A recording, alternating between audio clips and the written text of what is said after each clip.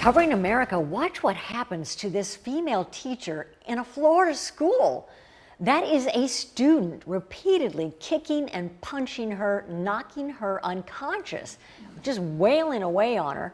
The Palm Coast Sheriff's Office says the student, who is 6'6" and 270 pounds, was arrested for aggravated battery. Why did he attack her? Because she took away his Nintendo Switch game console. No word on her condition. Brendan's mother, Depa, has spoken out, expressing sorrow for the incident and criticizing the school system for not adequately supporting her son. She argues that his behavioral plan was not followed, contributing to the tragic event. During the trial, experts spoke on Brendan's behalf. In the courtroom. Yes, well, we heard a lot of different testimonies today. We heard from his mother, Depa, mental health experts, and others. Moments after this 5-year prison sentence was handed down, we heard from his mother again. She says she was disappointed in the decision, and she was hoping that her son was not sentenced. She says that she believes there were other ways to resolve this and get him the help that he needs. I beg you to let him come home with me. I want my son back. Depa, the adoptive mother of Brendan Depa, pleading for mercy in her son's sentencing. I don't think he'll survive prison.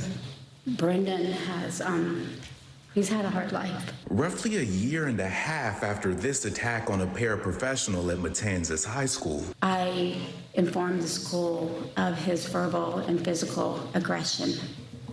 I also told him about all of his triggers. Judge Terrence Perkins listened closely about his past issues and behavior. He could go from 0 to 100 in a second. That, he could just be totally fine, and then you wouldn't know why, and all of a sudden he would react. And heard from mental health experts about his outlook moving forward. So a lot of people with autism experience at some point in their lives or express aggression. I do not believe he will receive the treatment he needs. During the first portion of the hearing, which took place in May, the victim, Joan Naydich, took the stand. This is what she had to say back then. There are consequences in life to bad actions, bad choices. He made the choice that day to come after me.